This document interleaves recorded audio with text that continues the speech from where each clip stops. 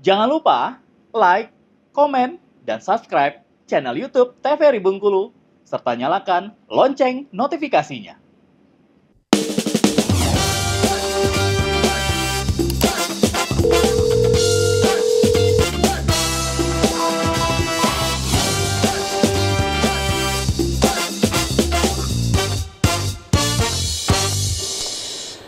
Baik pemirsa, kembali di Dokter Kita TVRI Bengkulu bersama Kita Sehat hari ini, dan kita masih membahas mengenai tema maloklusi ataupun juga gigi berantakan bersama dengan Dokter Gigi Yunita Francisca MMR, spesialis orto, dan juga Dokter Elsa Gempitasari. Nah, sebelum kembali ke slides, mungkin Dokter Elsa ada mau ditanyakan nggak nih tentang gigi berantakan nih? Tapi berhubungnya gigi kita bagus ya. Insya Allah saya malu jadi. Tadi kan ada penjelasan ya dok ya, kalau maloklusi gigi atau gigi berantakan ini bisa disebabkan oleh genetik atau keturunan, atau karena infeksi yang dari ibunya saat hamil nanti diturunkan sama anaknya seperti itu ya.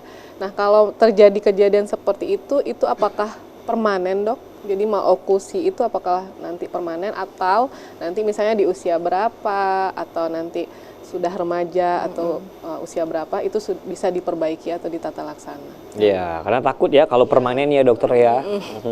Ya, jadi sebenarnya maloklusi itu kalau misalkan kita itu cepat taunya dan istilahnya itu udah bisa langsung ditangani seperti itu.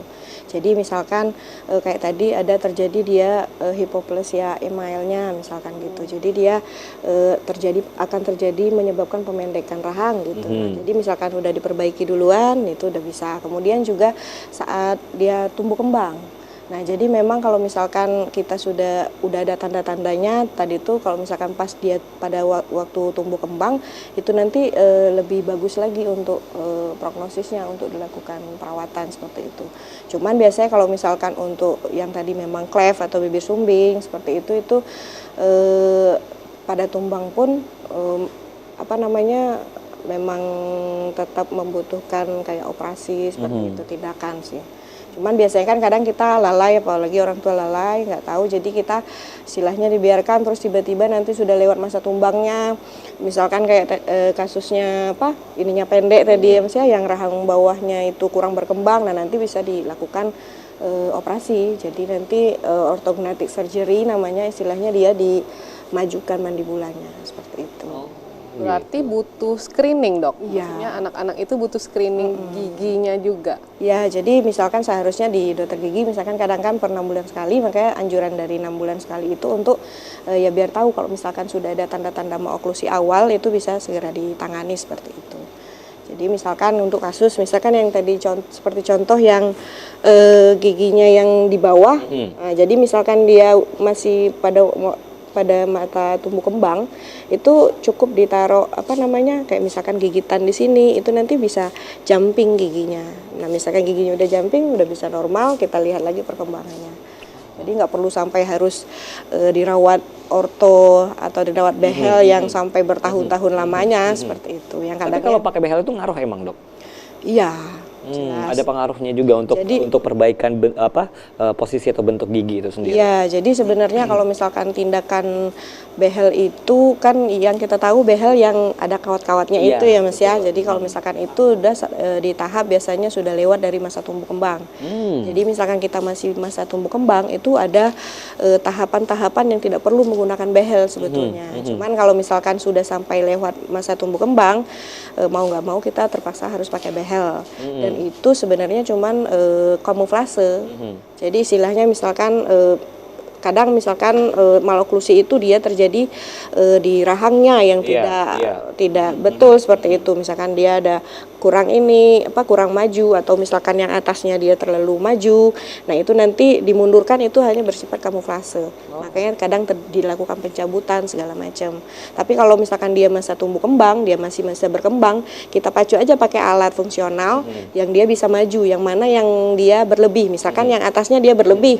Nah, itu kita bisa mundurkan, yang bawahnya kita bisa majukan dengan alat fungsional tertentu. Ada alatnya ya? Ya. Oke, nah sebelum idealnya dok umur berapa dilakukan screening? Lakukan screening, iya biasanya sih untuk mulai gigi bercampur. Jadi gigi bercampur itu kan mulai dari umur 6 tahun. Jadi biasanya kan mulai 6 tahun itu mulai gigi molar rahang bawah kayak gitu. Terus gigi depan mulai berganti. Nah, itu boleh langsung dilakukan screening. Biasanya sudah mulai tampak tanda-tandanya. Terus misalkan ada suatu kebiasaan buruk yang menyebabkan akan terjadi maloklusi, itu bisa segera ditangani. Kadang nggak sadar itu anak-anak sering di sekolah gini gitu. Nah, itu bisa menyebabkan rahang atasnya maju. Atau menggigit-gigit pensil. Nah, itu dia juga bisa menyebabkan kelainan gitu. Oke, nah sebelum kembali ke slide satu lagi dokter. Nah, tadi kan dibilang bahwa ada penggunaan yang namanya behel kan, dan juga ada juga yang namanya pertumbuhan gigi tadi yang dimaksudkan. Nah, kalau usia misalnya 40 tahun udah masih pakai behel, itu sebenarnya pertumbuhan giginya itu masih berkembang nggak sih? Atau hanya untuk iya estetik aja mereka menggunakan behel itu seperti apa sih dokter?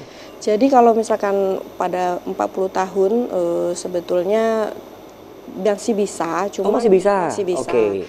Biasanya cuman misalkan nih kasusnya cuman spacing atau misalkan mau memundurkan, cuman itu harus dilakukan dengan force yang pelan, yang ringan. Karena istilahnya pada umur 40 tahun apalagi biasanya kan sudah mulai terjadi ada yang menopause atau misalkan betul. Jadi istilahnya perkembangan tulangnya udah kurang. Nah, itu tuh sebaiknya dilakukan dengan pelan-pelan karena nanti takutnya remodeling. Jadi sebenarnya kita kan pas pada perawatan orto itu kan yang dilakukan itu menggeser itu kan dengan remodeling tulang.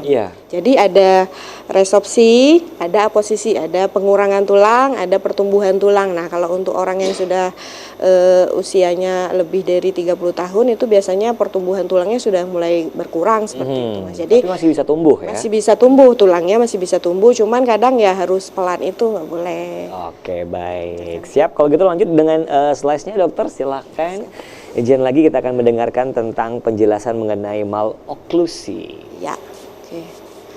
Kemudian selain itu juga penyakit metabolik, yang penyakit infeksiusnya tadi seperti TBC, sifilis yang sudah dijelaskan. Kemudian infeksi virus juga kayak MAM yang gondok ya kalau orang sering bilang, terus rubella, chickenpox itu juga bisa menyebabkan terjadinya kelainan pada gigi. Kemudian defisiensi nutrisi ini juga kayak misalkan tadi kan cleft palate itu bibir sumbing itu, kemudian masa pertumbuhan juga perkembangan. Kemudian nah ini yang faktor lokal itu anomali jumlah gigi, kelainan ukuran gigi, kelainan bentuknya, frenulum labial, prematur loss ini yang giginya lepas lebih cepat daripada waktunya. Ya. Kemudian sendirinya itu ya? Ya, terus misalkan biasanya ini karena karies, lubang pada gigi gitu. Terus ada prolong retensi, ini yang gigi yang seharusnya udah lepas tapi dia belum dilepas gitu. Kadang anaknya takut, nah ya itu bisa bikin. Kemudian ini dia lambat tumbuhnya, kemudian jalur erupsinya, kemudian ankilosis itu kayak istilahnya tuh tulangnya itu menyatu seperti itu sama gigi, kemudian karies, lubang pada gigi, kemudian restorasi itu. Nah, ini anomali bentuk ini seperti ini ya Mas ya, misalkan jumlah, jadi ini ada gigi tambahan yang seharusnya tidak ada di sini gitu. Jadi biasanya juga ini ya ada keturunannya juga. Jadi ini kalau kita bikin biasanya namanya mesioden gitu. Nah, jadi kalau misalkan mau dirawat behel, ininya dicabut terus ininya digeser ke tengah. Oh gitu. Selain dari behel, mungkin ada perawatan lainnya untuk membaguskan bentuk gigi tersebut, dokter? Nggak ada sih. Oh nggak ada, cuma pakai behel doang? Kalau misalkan ditambal malahan jadi aneh kan. Oh iya. Ininya ada 3. Gitu. Terus misalkan ini kalau jumlahnya berjejal tadi kan kita cabut terus kita rapikan seperti itu. Nah, biasanya kadang malahan ada yang giginya itu kurang. Ini agenese. Nah, biasanya itu dia posisinya di sini. Seharusnya ada gigi tambahan lagi kan di sini gigi seri ini, tapi dia nggak ada. Nah, itu biasanya kita rapatkan terus kemudian akan direncanakan untuk dilakukan pasang gigi palsu selanjutnya gitu. Ini yang tadi gigi supernumerari, jadi dia itu kadang ada gigi-gigi yang dia itu tidak seharusnya erupsi, jadi harusnya jumlahnya 32 dia nambah gitu. Kemudian erupsinya lambat, seharusnya umur 10 tahun dia udah erupsi, tapi dia nggak erupsi gitu, nggak tumbuh gitu. Kemudian missing teeth ini yang dia giginya itu belum lepas, sama kayak tadi yang saya jelaskan. Kalau misalkan dia belum lepas, tapi dia sudah lepas duluan gitu, sehingga rahangnya jadi nyempit, sehingga waktu pas gigi permanennya mau tumbuh dia nggak ada tempat. Iya. Kemudian ukurannya, jadi memang ada orang-orang yang dia ukuran giginya kecil dibandingkan ukuran normalnya seperti itu. Kemudian ada juga yang dia makrodonsia yang dia lebih besar daripada ukuran normalnya. Nah, kalau misalkan yang lebih kecil itu ya biasanya mungkin nanti setelah dirapikan, dicarikan ruang, itu akan dilakukan tambahan dengan menggunakan veneer atau misalkan crown. Kemudian juga ada kelainan bentuk gigi, dia fusi. Jadi fusi itu 2 gigi yang menjadi satu. Jadi dia seharusnya 2 gigi seri, tapi dia jadi 1 gigi aja. Kemudian dia juga ada talon cups ini dia jadi ada tumbuh seperti itu di bagian giginya. Kemudian dia karena istilahnya dia seharusnya nggak kena itu jadi kena, sehingga menyebabkan gigi antagonisnya dia bisa jadi lebih masuk atau misalkan posisinya nggak pas seperti itu. Kemudian ada juga ini yang sering terjadi, jadi kelainan frenulum labial. Jadi frenulum ini di sini Mas. Jadi kalau misalkan kita tarik bibir kita kan ada yang kayak panjang gitu. Oh iya. Nah seharusnya kan dia di atas sini dia.